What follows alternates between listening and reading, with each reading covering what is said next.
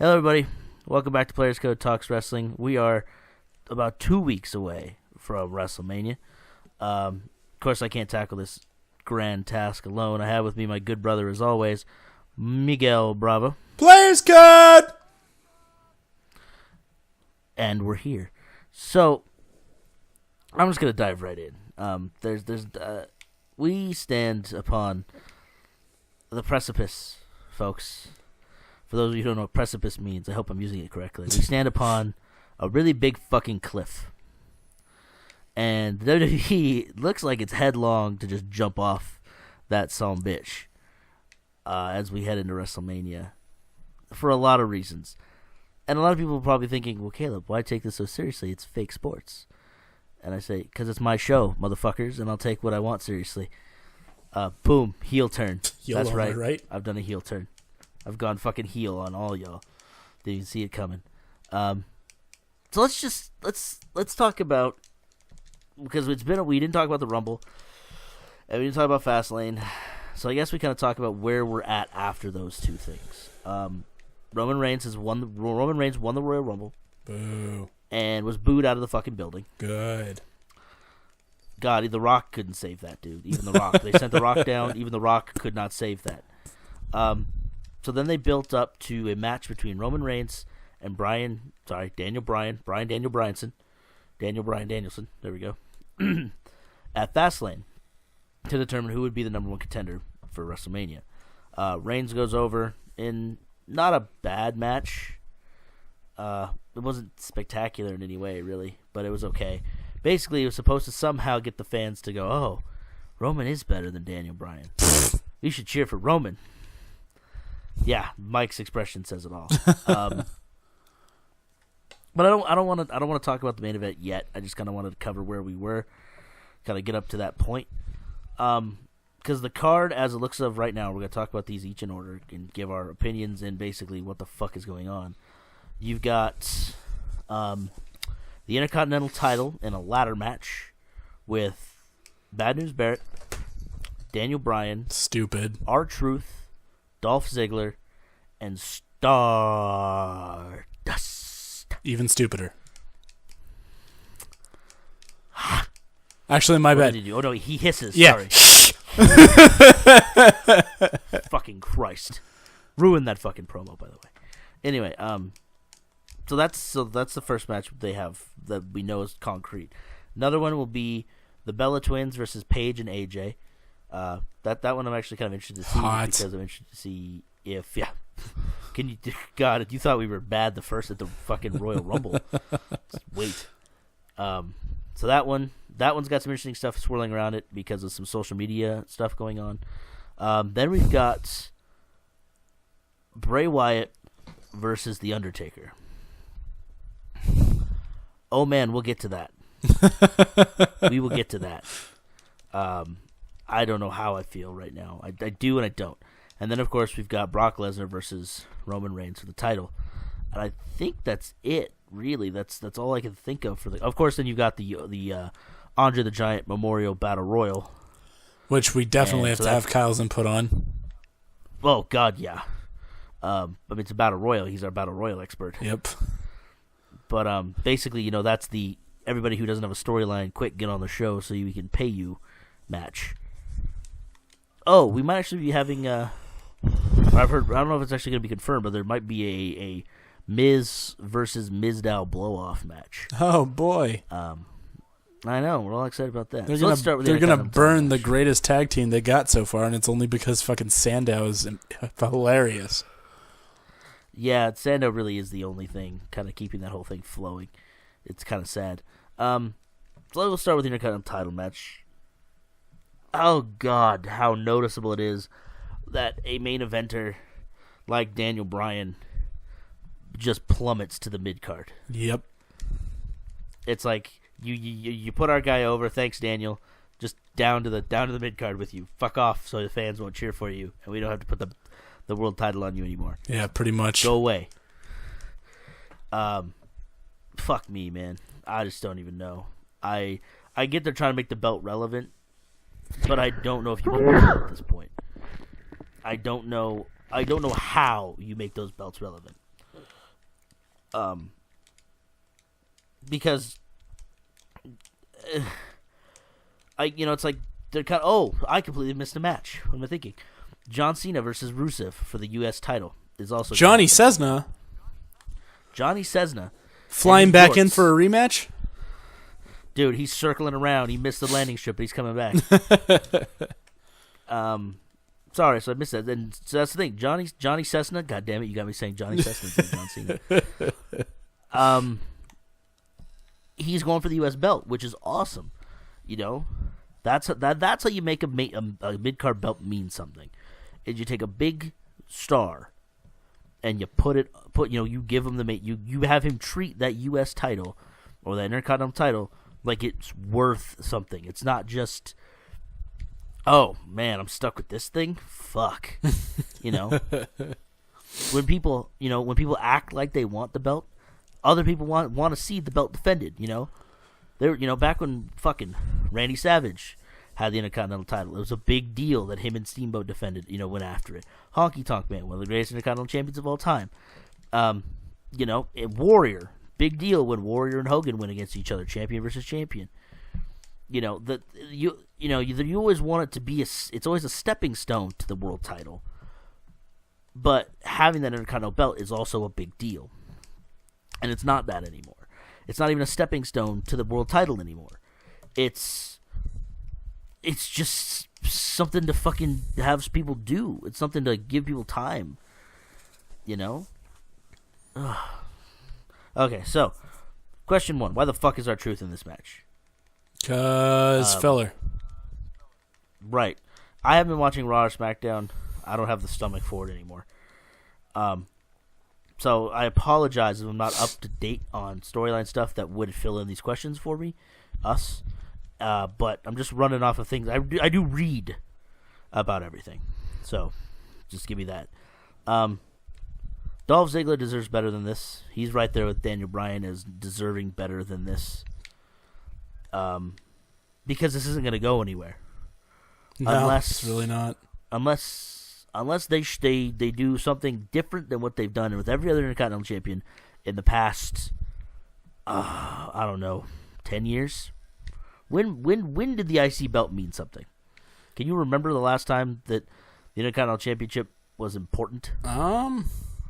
Back when Shelton Benjamin was around? Yeah. Benjamin, RVD, maybe Jericho back in 2000, 99, 2000. Yeah, that's the last time I can actually remember it meaning something. I mean, we kind of jumped eras there because Benjamin was a few years later. But it's been probably 10 years or more since that belt's been important. And the U.S. title, ever since, once John Cena moved on from fighting for the United States title, that belt didn't mean fucking shit anymore. Yep. So, if Daniel Bryan wins, if Dolph Ziggler wins, if they keep it on Barrett, if they put it on fucking Stardust, oh god, that's a gimmick. That's a thing we need to talk about. Nothing's gonna happen. They're gonna have a run with it for a few months, and then they're gonna take it off of them to put it on somebody else who might be gaining a little, who might be a little hot, but then they're not gonna do anything with them, and it's just gonna die down. And I'm sorry, it's like, oh well, have hope, man. Come on, maybe they're no. We had hope. I'm not having hope. I had hope. They beat the hope out of us. I wanted to say, this is a year. We are now coming up on a year that I have been back in watching wrestling and paying attention to professional wrestling. I think it's aged me some. More. It's aged me more than the year that my life has, spun. I feel just, oh God, it hurts, man. It hurts. Anyway, so speaking of Stardust, as we're going to cover all these matches kind of in depthly because this is our pre-Mania podcast. So, like I said, right now as we're recording, we're about 2 weeks out of Mania. It might go up a little later, but whatever. I don't know if Cody Rhodes can ever come back from the Stardust gimmick. Yeah. Not saying it's bad. Dude, it's horrible. It's not. It's just you're trying to catch lightning in a bottle twice.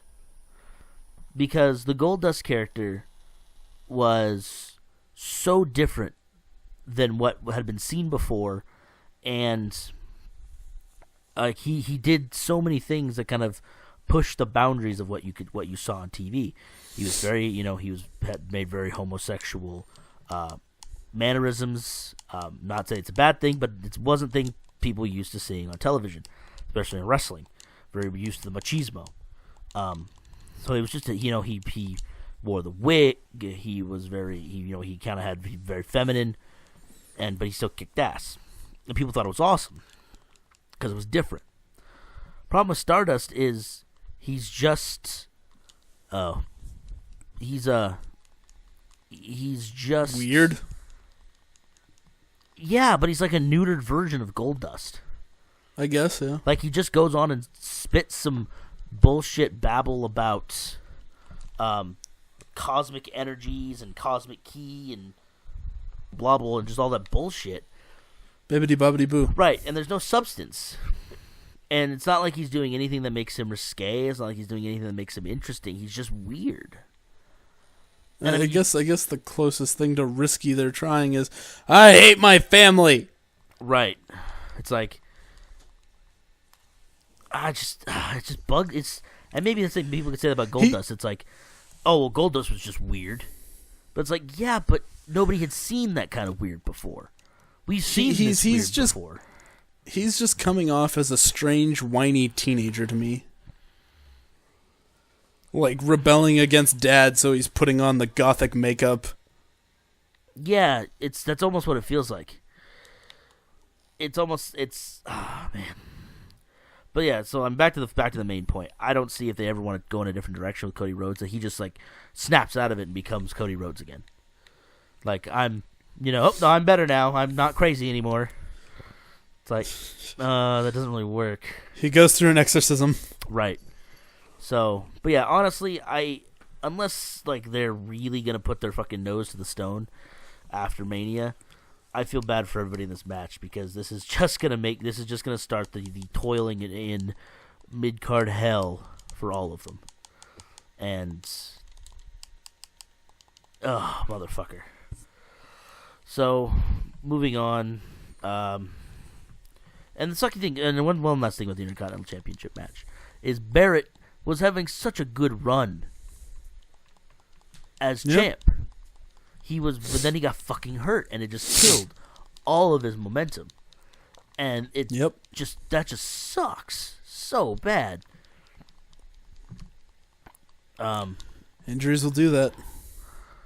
Yeah, and it's just one of those things. And it's the same with Bryan. It's like, even though they had planned to, we got to get back to this too. We got to get back to kind of like what booking decision will we change. That'll be at the end of the show. We'll talk about that at the end. But anyway, it's just really sad to see, because he was really hot. He had a hot gimmick. The fans were really loving him, and then he came back and just had nothing going.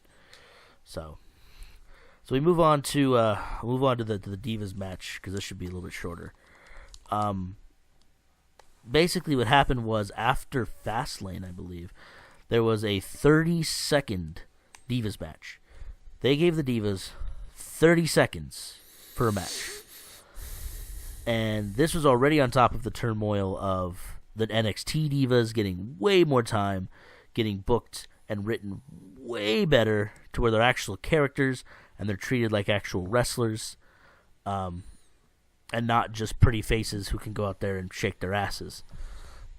So basically, it kicked off this whole kind of like this hashtag of give the Divas a chance, where it was, people were, who was bitching at her? Somebody bitched at Stephanie McMahon, and there was this big Twitter thing.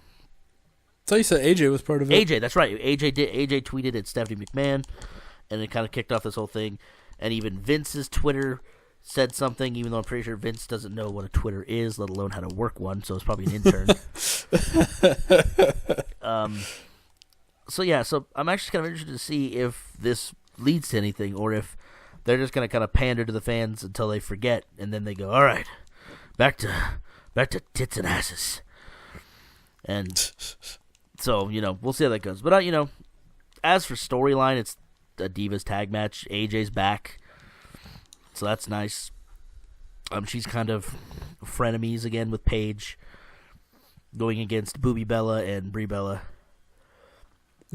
So, you know, they've been doing some kind of interesting things. I mean, they tried to, like, spray tan Paige and stuff like that. They've been doing some kind of interesting heel things. But, you know, as for storyline and whatnot, meh. I guess Total Divas is doing better because Paige is on it. I guess Paige's segments on the show are doing really well. So that makes me happy. I thought you hated Total Divas. Yeah, but I love Paige, so it's like a counteraction. I haven't watched it. I've still not brought myself to watch an episode. I just really enjoy Paige. So I guess we'll cover just John Cena and Rusev. Johnny Cessna? Johnny, stop it. You're going to fucking mix me. So basically, Johnny Cessna loses at Fastlane, and loses. You know, there was some healing. There was some dirty trickery. But Cena loses. He passes out at Fastlane, and so he lost to Rusev, and Cena demands a rematch. Rusev just laughs at him because why would I give you a rematch? You already fucking lost. Why do I care? Right. Like everybody he goes up against. Right, exactly. So then apparently John Cena beat on Rusev until Lana agreed to give John the rematch. Like, he beat the shit out of Rusev. Like, to the point where it's like... Interesting. Yeah, it was a real heel kind of thing to do. Like, it was... He had this kind of snarky-ass look on his face. Lana looked, like, terrified and was, like, pleading with him to just stop. And fine, you can have the fucking match. But it was really... It almost made me wonder, like, is John Cena far enough at the end of his run? Does Vince really believe that much in Roman Reigns that he could let Cena, you know, at least have an edge again, if not turn him heel? Because that's the only time Cena's ever going to turn heel, is when he's done, when he's pretty much at the end of his run, and Vince is going to move on from him being the face of the company, which is supposed to be what Roman winning the belt is this year. Right. So, it was interesting. I'm actually intrigued to see this match because of the build-up to it. It's probably one of the two matches I actually really want to see. But yeah, I mean, I don't know, you know, if Cena wins and it's clean and it's super Cena-esque, then fuck me, right? And fuck all of us. But if Cena, you know, wins dirty, goes over dirty, and they pull off a double switch, oh man. Because one of the greatest matches in WrestleMania history also pulled off a double switch. Mike, do you have any idea what that match was? No. I didn't think you did. Austin and Bret Hart at WrestleMania 13 in the submission match. Oh. Austin came in heel, Bret came in face. By the end of the match, Austin was face, Bret was heel, and it is the double switch, which is double turn, which is extremely hard to do, and extremely hard to do right. And if they can pull it off and pull it off the correct way, this could be one of the better matches of the night. It could be the most interesting match of the night. Of course, they could balls it all up, and it could fucking suck. So, which they will. Right. John Cena will kick out of, power out of the Accolade, hit the AA after being hit with like 4 chairs, and somehow still win the match. Fuck me, man. Dude, you try taking down a plane. Shut up. God, shut the fuck up. I hate you. So that brings us to probably the second longest discussion we're going to have on this episode. Bray Wyatt and The Undertaker. Oh, wait, no. And I forgot another match. Triple H and Sting. Oh, we got to cover that. We have to cover that for a couple reasons. Oh, boy. Let's do that Triple first. H and Sting? Let's do that first. So, my God. Mike, when you think of the Monday Night Wars, what are the first, 3 names to pop in your head that, were like kind of the leaders of the Monday Night War versus WCW?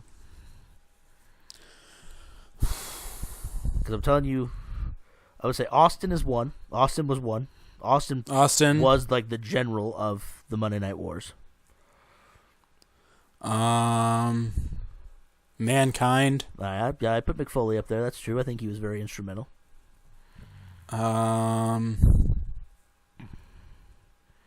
Let's see. And on WCW side, NWO. Right. So when Triple H makes the claim that he was the foundation of the WWE in the Monday Night Wars, how much bullshit do you call? Okay, see, in his argument, and I do think that they've been preparing for this for a while, and that's why they put up on the network the Monday Night Wars, because they made DX out to be a huge part in the Monday Night Wars. And I'm not saying DX wasn't a good portion, but I'm sorry, it wasn't Triple H who led the war. No. God, no. Was he a part? Yeah. Yes. But he was not Stone Cold Steve Austin is the reason the WWE beat WCW. That and the mismanagement of WCW. WCW, yeah. I didn't screw WCW. WCW screwed WCW. But good job. Thank you. Call back. But yeah, so it was like they're trying to play this up as the face of WCW versus the face of the WWE at the time, from the Attitude Era. It's like, no. You know, the only reason, if you want the face of WCW, they have Hulk Hogan. Put him up against... Oh, God, Hogan. Well, see, Stone Cold. Sting being the face of WCW works for me because he was a multi-time champion. He was one of their biggest stars. And he was the one guy who never jumped ship. He never jumped ship. Yeah. And that's why the match with The Undertaker would have worked. Because they could have said, these are the two dudes. They did an episode about this on Monday Night Wars. These are the two dudes that never wavered in their commitment to the company they worked for. Taker was never going to leave WWE. Sting was never going to leave WCW. And, they were the tent poles. Austin won the war, but Taker was the foundation. He was the guy that was not leaving. That's why that match would have worked. This thing with Sting and Triple H, it's like you've got one of the biggest stars in WCW during the time, and the dude who was in DX at the time. It's like, Triple H, you were doing skits about the Nation of Domination during the Attitude Era. Right. You didn't really grab the ball until WCW was pretty much dead.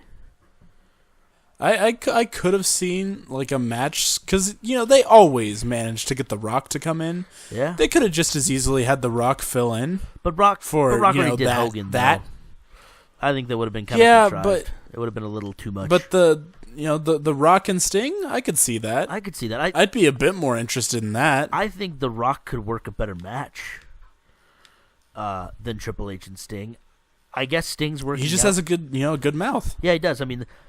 He would have been a better promo because Sting has not talked at all since he got back, and I think The Rock would have fared a little bit better having to carry the promos all on his own. Not to say Triple H has been is a bad talker, but I think The Rock he's the fucking Rock. There's nobody who can go tit for tat with him on the microphone. That's it. Call Sting a jabroni, give him the people's elbow, call it good. Right, raise the eyebrow. We're going home happy. But I guess Sting's been working out at the Performance Center, getting ready for this match, which is good that at least he's working out. But I don't know how good this match can be. I know Triple H can still go. Because, he showed that against The Shield back at the beginning of the year, or last year. But I just don't know how good this match can be between these two guys. I don't know how well Sting can wrestle. It worries me, and I don't know, man. I don't know. I just don't feel it. This match just doesn't burn. It's not like, oh man, I gotta watch this match. It's like, oh man, I gotta watch this fucking match. You kidding me? Yeah. It could be good. That's the thing. I guess the whole theme of this Mania is it could surprise us and be good. But I do not have a lot of hope coming into this at all. It's been a very disappointing year. Wrestling year. Yeah, it really has. Every time that we want them to do something, they do the opposite. Exactly. And it's you know, and I hate to say it, but it's Vince trying to fit that fucking square peg into that round hole. And we're gonna get more to that when we actually get to the main event, because that I have so much to talk about on that one. But yeah. So Triple H and Sting, I hope it's better than I think it's gonna be. I don't want it to be one of Triple H's like 30-minute matches that like he's done with Undertaker the last couple times, because I don't think Sting can go that long. Right. I don't even know if Hunter can. Hey, could be wrong. I could be wrong. I could be very wrong. It could be a 45-minute. You know, the roof will be torn off, and it'll be the greatest match in WrestleMania history. You know, I could be wrong, or it could be a flaming pile of dog shit. Either way. So now we move to probably I don't know if I'm excited for this match or not. I can't tell. But we've got Bray Wyatt versus The Undertaker. I don't want this match to happen. I don't want this match to happen either. I love Bray Wyatt. Love The Undertaker. Don't want them to have another WrestleMania match with The Undertaker. Taker should have retired after 20-0. As good as his match with CM Punk was at 29, Taker should have retired 20-0 and should have been done with it. Or he should have retired after last year. He should not be wrestling again. Yeah. I mean, like, honestly, that's the number one pull for WrestleMania is like, oh man, the streak. I wonder if he can do it this time. He's already lost. There's no streak. Right, and there was a thing on... I mean, honestly, the only thing I could see them doing is just further battering down the fans by having Wyatt walk out on top and pretty much start all over again, only with Wyatt leading the undefeated streak. See, and and what's sad is that's the best case scenario for this match. Is Wyatt wins and somehow like absorbs the soul of the Undertaker or something, and kind of becomes the new Undertaker in a way. Maybe not with the undefeated streak, because I don't think you could replicate that streak. Well, has he already lost at WrestleMania? Or yeah, he already has. Did he win last year? Okay, yeah. So he can't even do that. Yeah, but that's the best case scenario is Bray Wyatt kind of taking the place of the Undertaker. But then Taker's 21-2. Like we've further pissed on the streak. And there was a thread on Reddit like, well, do people remember when Taker used to be just a wrestler and he wasn't just all about the streak? It's like, yeah, that was when he could wrestle year round and when he could still go. That man could barely go. Like, I mean, I don't know how well he's healed up from Brock. He barely made it through his last WrestleMania match. He was concussed. But the dude has to take a whole year to heal just to be able to step foot in the ring again. Like, he can't keep doing this. And I know he wants to get to 32. And I know he wants to have his final match in Texas, his home state, and retire in Texas. But I don't know if he's going to make it. I don't know if I want him to make it. You know? Because it's... And hopefully it's coming through in my voice that the amount of... I don't even... What is it? Passion? Pleading? I'm begging you for your legacy, for the fans, don't do this, because either Bray wins and Taker is becoming just that guy to put over new talent, which, you know, they always say go out on your back in the wrestling world. You always go out with a loss. You always put the guy over. But there's a difference in this case. There's a difference. I agree. The flip side of this is, well, Mark, we gotta get your win back. So you're gonna go over Wyatt. And that fucking kills Bray Wyatt. Yeah. You don't recover from that. You don't build up for months that I'm the new face of fear and that I am going to be the next Undertaker and that you were going to fear blah, blah, blah bullshit and then lose at Mania. You don't get the rub off of that. Yeah. There's no rub there. It's just another, match. Exactly. You just lose. And not only that, you've now lost it 2 consecutive WrestleManias if Bray Wyatt loses this match. Not only does he not get the rub from wrestling Undertaker, He's not won a WrestleMania in his career. Motherfucker, that doesn't work. Nope. And I don't know how. I want to say these two could put together a good match because I've always enjoyed watching Bray wrestle. But I just don't know, man. After last year, the catastrophe that was Brock Lesnar. Because once Taker couldn't call the match, or wasn't. I mean, granted, he wasn't coherent enough to maybe get through all the spots. But once Taker was out of it, that match went to fucking shit. Oh, man, I don't know. It's honestly a match that shouldn't have happened in the first place. No. You know, Bray Wyatt could have just as easily taken on the whole new face, the new Undertaker face, without this match. I mean, they've been doing a decent enough job at prepping him for that and making him look like that without a WrestleMania match with the Undertaker. Right. But of course, it's Taker thinks he can go, and maybe he can. And again, like I said, this could be the new fucking classic. I don't think so, because Taker's not, in any shape he was when he had his match with Shawn Michaels, which I still think is the best Undertaker match, at the Undertaker Mania match to date, at 25. I don't know if there's a better match than that. And that was 6 years ago.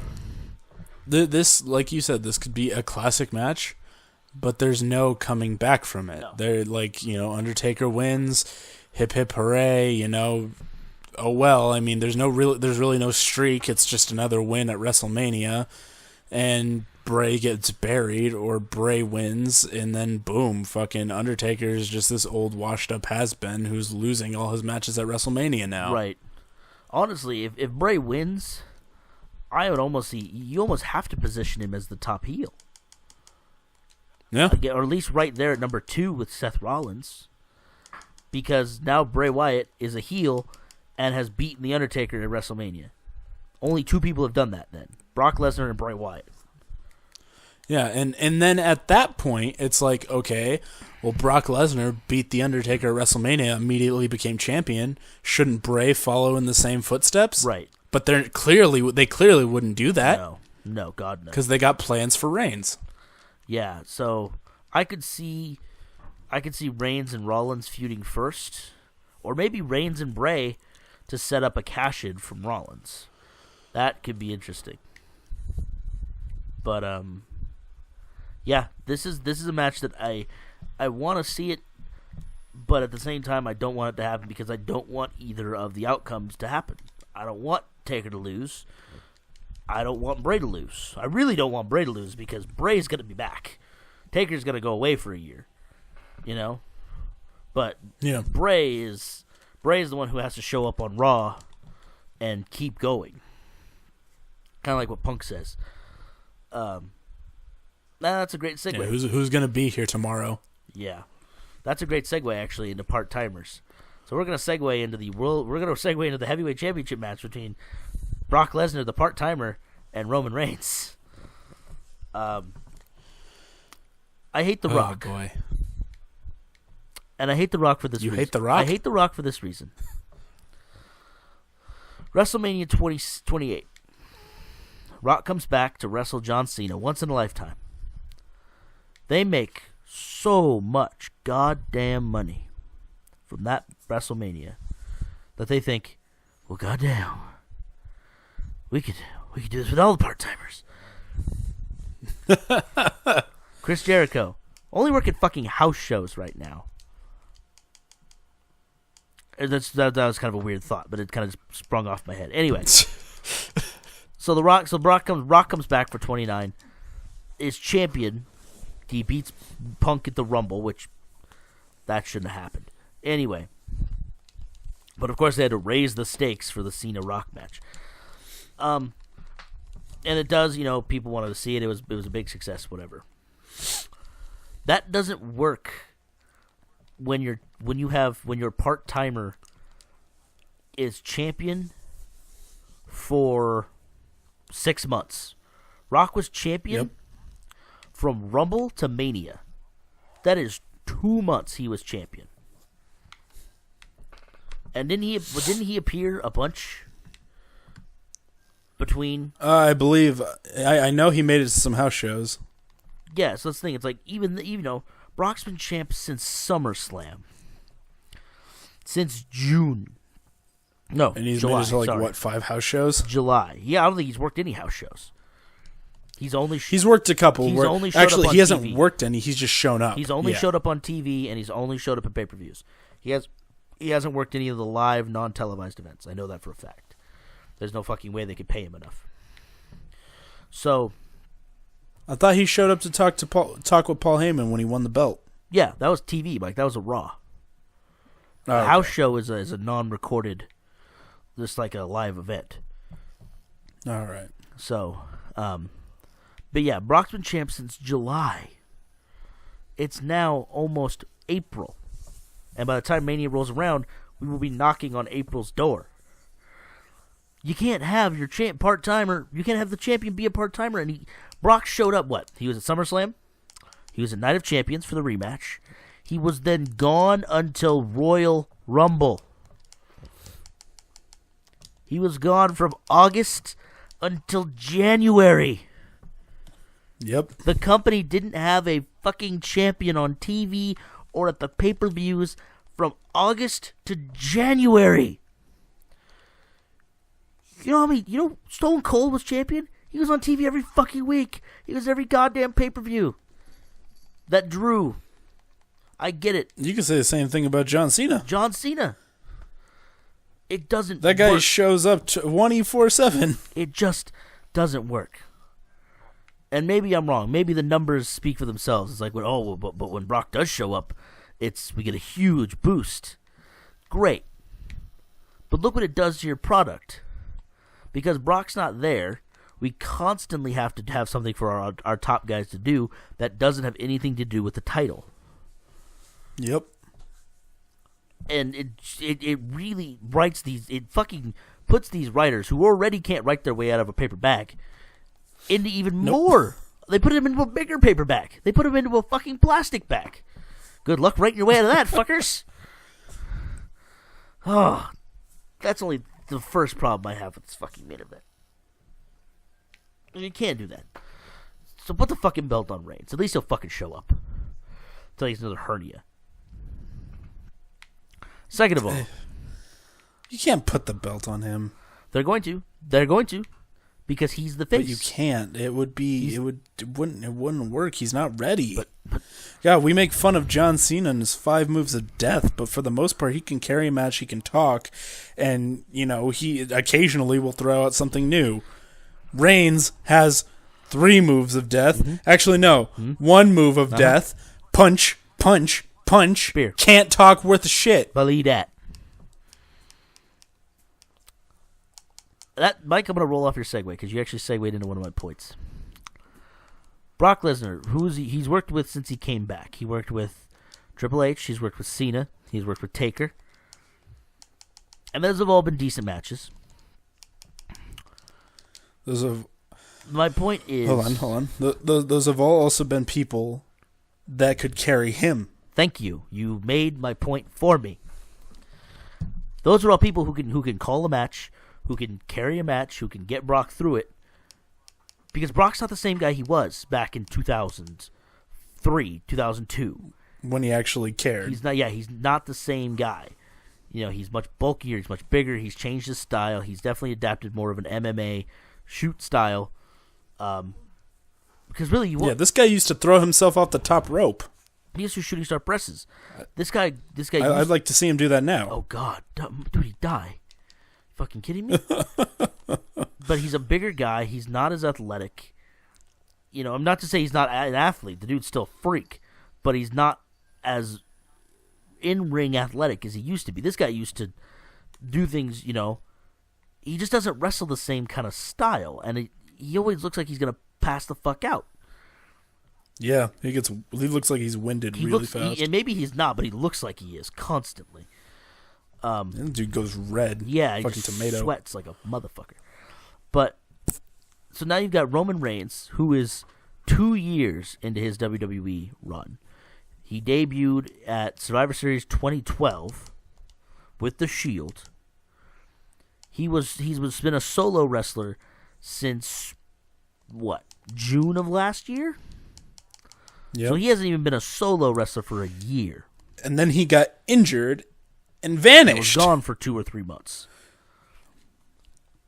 This is the hardest time the WWE has ever had trying to get their fucking Royal Rumble main event next face over. He's not over.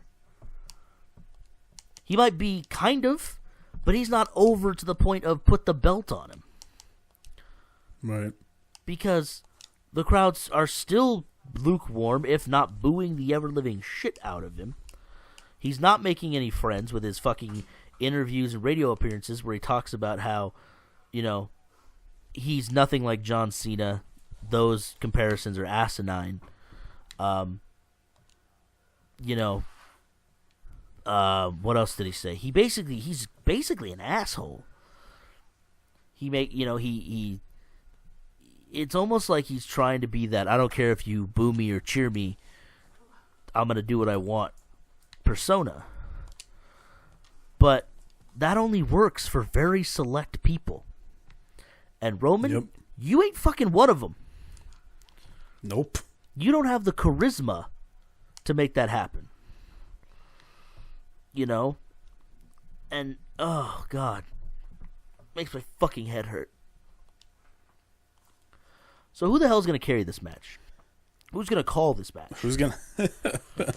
let's see. The Rock comes in as a special guest referee. Calls every spot. To help give the match more hype. God. And then... no.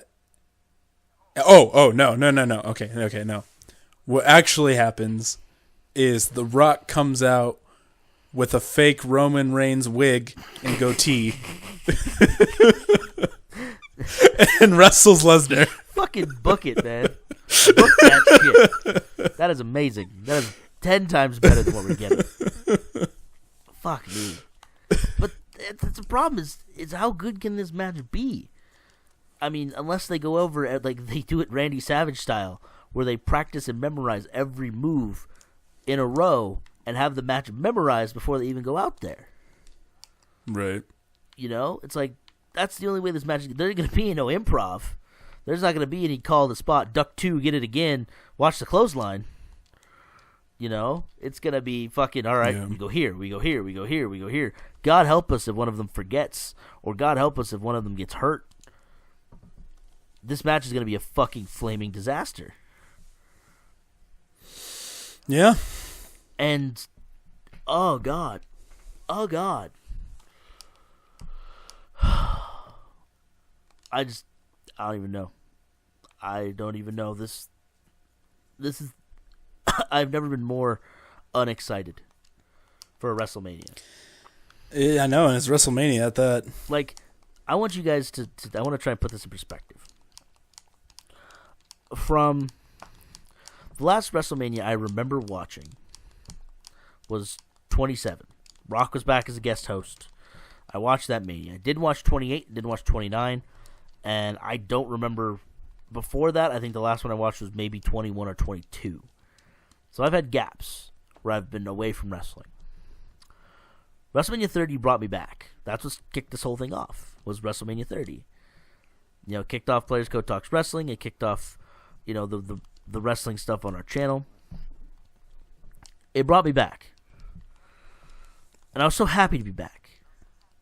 Yeah, Taker lost to Lesnar, but Daniel Bryan was champion. He got his moment. I was back. I was watching wrestling again. I was so excited. I don't feel excited anymore.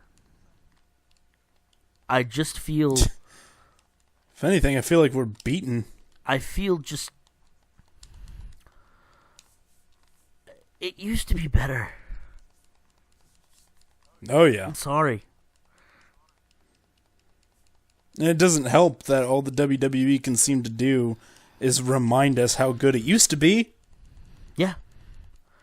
And I know I've made this sentiment before.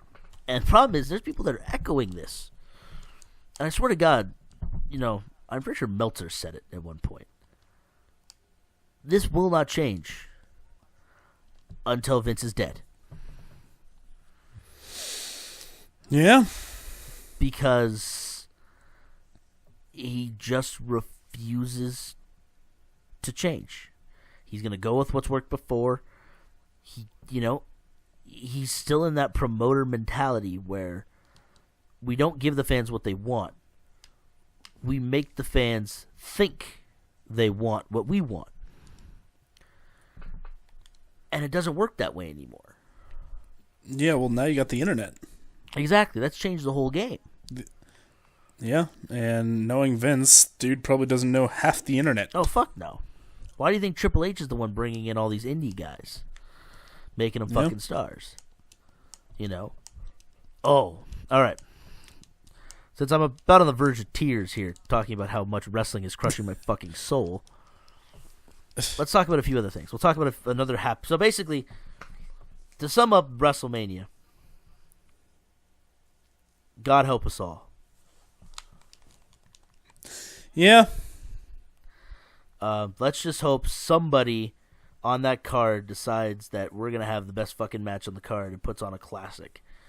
Because this could be the worst Mania since 27? Miz in the main event? I don't know. If anything, it'll be the worst one since fucking 11. Fucking kill me. Yes, I've watched all the WrestleManias. So, Mike, have you heard any of the news about Bill DeMott? No. Oh, God. So basically, a bunch of former NXT and WWE employees, aka the wrestlers, have been coming out and saying how Bill DeMott is the devil. He's Satan, basically. Racist, sexist, oh, wonderful. endangers people and drills, just basically treats people like shit, and is Satan himself. Sounds like a fantastic guy. I know. So WWE released a statement that, we followed up on some of this stuff. We did a full investigation. We found no harm, no foul, whatever. Week later, more people come out. So Punk's doctor visit. Right, exactly. More people come out. Say, oh, DeMott was a monster. DeMott was an animal. He's a fucking tyrant. So, then DeMott gets fired from the company, saying, although none of these allegations are true, oh my God. Although none of these things are true, I am no longer working at the company because I don't want to cause problems. Although I deny these allegations. My God. Oh, it was brutal, dude. Honestly, we kind of missed the hot part of it when it was all going on, but it was seriously just this week-long shitstorm. And it was brutal, man. And it's so crazy to think that shit still goes on. Not really because of how archaic a lot of the inner workings of this company are, but oh my God, it was incredible. And a lot of people were pointing the finger at Triple H because he knew. He had to have known. All right. And of course, a lot of people were saying, no, Triple H is awesome. He gave us NXT. He's giving Triple us H is the saint. Yeah, I mean, look at him. He's amazing. Like, he's giving us NXT. It's like, okay, just because he's doing awesome things with a wrestling product doesn't mean he turned a blind eye to terrible things going on in his training, in his building. You know? It's just... Ugh. So, I wanted to bring that up just because, it's news, and I think people who didn't know should know and hear about it. Go seek out the information. I'm sure I didn't know. Misappropriated facts, and I'm sure I've stretched the truth, and, I'll be sued for slander. Oh, well. But fuck them. All right. So now, Mike, fantasy booking time. Because I asked you this question about a week or so ago.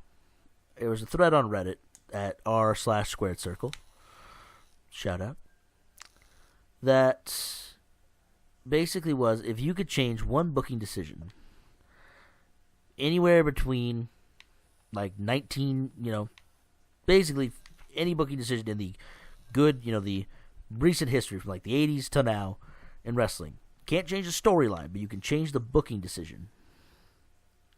What would it be? And I have two, kind of. I've got one really outlandish one, and I've got one that when I did it made a lot of fucking sense to me. So I'm going to try and remember it. Mike, you go ahead. What would I change? I think we talked about this. I think I said, excuse me. I think I think I went with not doing a match, and that was the Undertaker match. Which Undertaker? Are you talking about this year? This last one. Oh, Brock. Not this year, but Brock and the Undertaker. Yeah. No, I agree. I think, or if they did, at least have the Undertaker win like he always does, simply because of the fact that Brock winning has dug them this ginormous hole. Yeah, I mean, it definitely gave Brock the monster heat that he needed to get over as the big monster heel.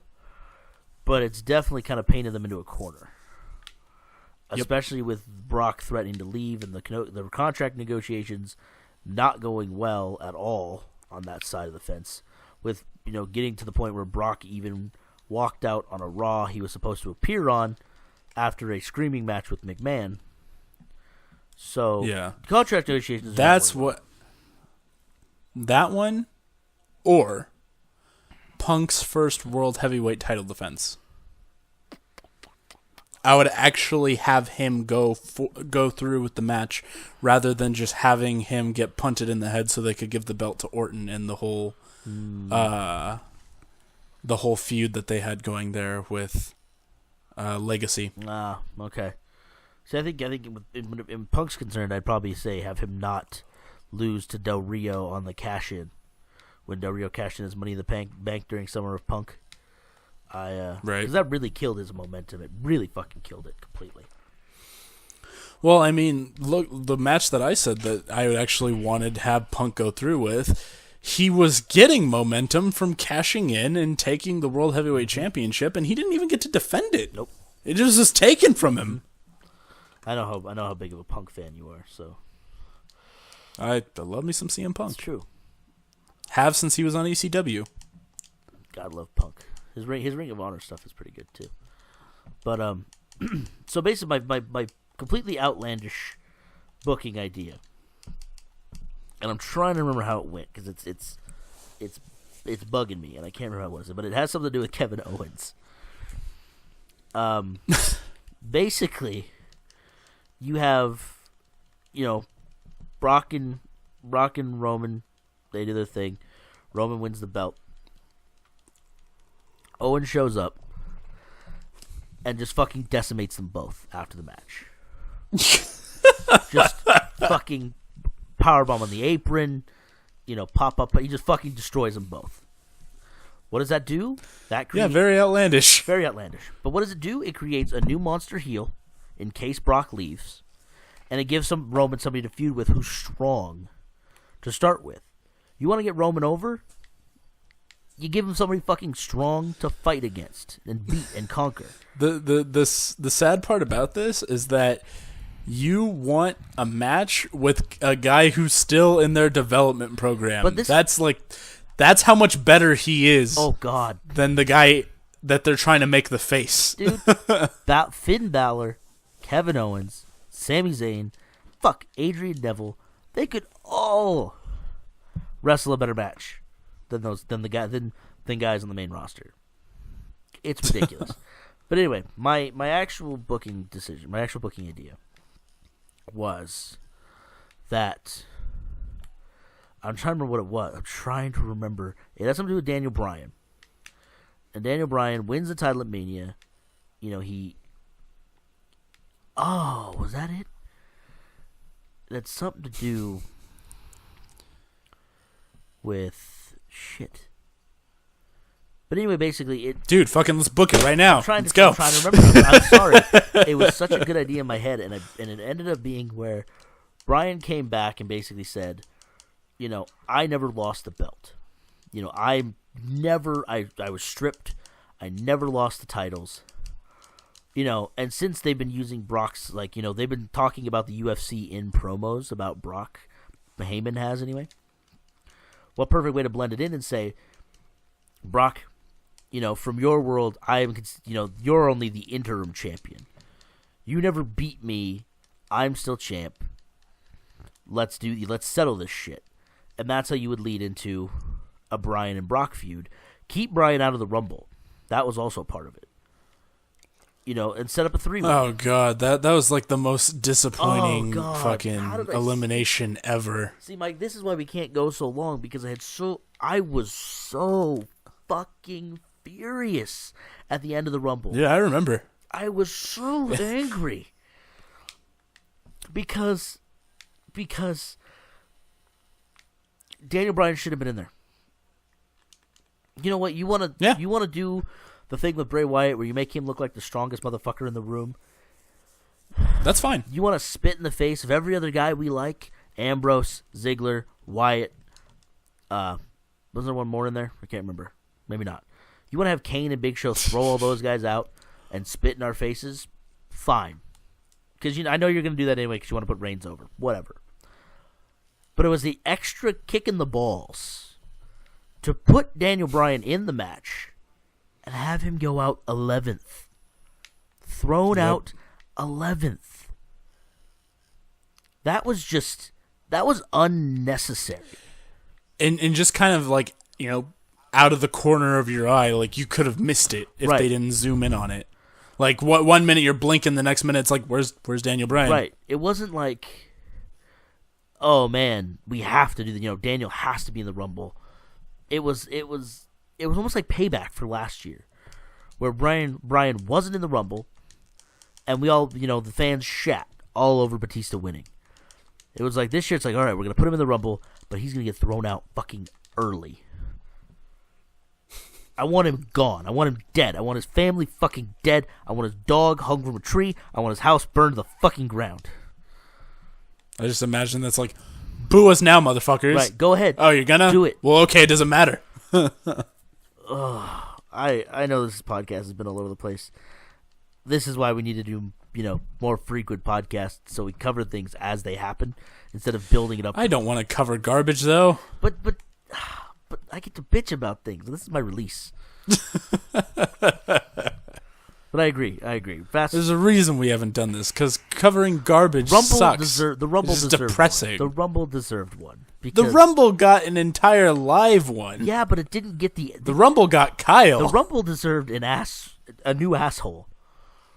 It deserved for us. I think Kyle did a pretty good job enough. His fucking commentary. Okay. But Kyle just makes fun of the whole product. Like, he makes fun of it from a, haha, you're stupid for liking wrestling standpoint. This show deserved to be, that Royal Rumble deserved a new asshole from a, I am a fan and I want to fucking rip somebody's fucking throat out standpoint. Right. That's what that show deserved. And that's kind of what this is. This is like a Rumble bashing / how disappointed I am in WrestleMania show. So, basically, sum it all up. Everything sucks. We will be doing a live commentary of Mania. It will come out very close to Mania, not like 2-3 weeks after like the Rumble stuff did. Sorry about that. But we will be doing a live commentary of WrestleMania, so you will get to hear our live reactions to everything. God help us all. Mike, anything else? I'm tired of talking about this. WrestleMania is gonna suck. God, it's been a long time since you thought that, huh? Yeah. Like even when I couldn't watch it, I was still excited to hear what happened. Now, I could honestly care less. Since 17, man. Since WrestleMania 17, it's been a fucking spectacle. It's been the biggest thing of the year. Cool shit always happens at Mania. You know, it's a big fucking deal. And this year it's the Super Bowl that I care about. So much has gone wrong, and so many bad decisions have been made. They took away my belt. They took away your belt? Those fuckers. Yeah, big gold. Oh, yeah, they took away the big gold belt and gave us the fucking class ring. I want to be okay watching wrestling. I want to be able... I want to watch wrestling. I want to watch Raw again. You know, I don't think I'd ever want to watch SmackDown. But I want to watch Raw again. I want to watch Raw. I want to be involved in storylines. I want to ride the wave, the ups and the downs. But I can't. And again, if you think I'm taking this stuff too seriously, you can take D's nuts seriously. Oh, it hurts. All right. We have a YouTube channel, youtube.com/playerscode. We have a Facebook, facebook.com/playerscode. We have a Twitch. We have a Twitter. We have a Twitter, @PlayersCo Podcast. We have a Twitch, twitch.tv/playerscode. P and the C are capitalized. It's all one word. Like us, retweet us, follow us, subscribe to the channel if you like this stuff. I hurt everywhere, Mike, and it's all right, buddy. It won't be okay. Hey, you know, we'll get through this. We will. I just want it to be good again. Hey, I mean, Vince can't have that much longer left, right? Fuck. We can only hope. All right, guys. Thank you very much for listening. We'll catch you next time. That's podcast. That's podcast. We'll catch you next time. Bye-bye now.